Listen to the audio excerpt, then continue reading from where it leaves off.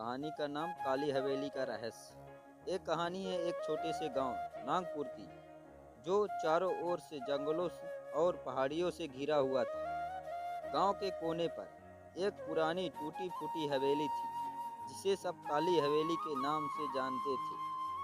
कहते हैं वहां रात को अजीब सी रोशनी दिखाई देती है और किसी के चीखने की आवाज़ आती है, पर आज तक कोई उस हवेली के पास नहीं गया था, सिवाय एक के।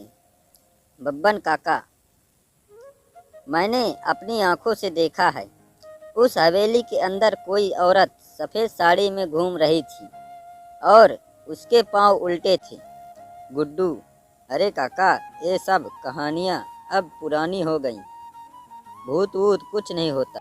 रामू, गुड्डू, अगर तू इतना ही बहादुर है तो जाकर एक रात उस हवेली में रहकर दिखा। गुड्डू, ठीक है, मैं आज रात उस हवेली में जाऊंगा। अगर कुछ नहीं हुआ तो मानोगे ना कि ये सब बकवास है।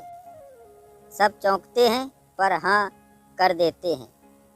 काली हवेली, आधी रात, तेज हवा चल रही है, दरवाज़ा चरमराता है। गुड्डू लालटेन लेकर अंदर जाता है। हवेली के अंदर गहरी सन्नाटा था। दीवारें जलती हुई थी और हर कोने से धूल उड़ रही थी। गुड्डू ने कदम आगे बढ़ाए। एक कमरे से दरवाज़ा खुद ब खुद खुल गया। गुड्डू, ये कैसे हुआ? हवा से ही खुला होगा शायद। वो अंदर जाता है, तभी उसे एक बच्चे की रोने की आवाज़ आती है। गुड्डू का कौन है वहाँ? अचानक एक सफ़ेद परछाई सामने आती है।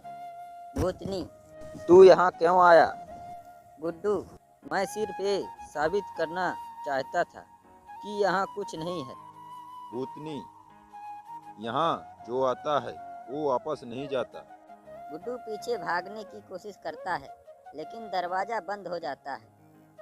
अगली सुबह गुड्डू की उस रात के बाद कोई खबर नहीं मिली। गांव वाले हवेली के पास भी नहीं गए। लेकिन एक हफ्ते बाद गांव का कुआं। सुबह एक औरत कुएं से पानी भर रही थी, तभी उसे वहां कुछ दिखता है। औरत चौंकते हुए, ये तो गुड्डू का जूता है। गुड्डू का एक जूता कुएं के पास मिला और कुएं की दीवार पर खून से लिखा था, मैंने कहा था कोई वापस नहीं जाता। कुछ साल बाद नई पीढ़ी। गांव में स्कूल खुल गया था। नई पीढ़ी पढ़ने लगी थी, लेकिन हवेली अब भी वैसी की वैसी थी। छोटू, दादी, क्या भूत सच में होते हैं?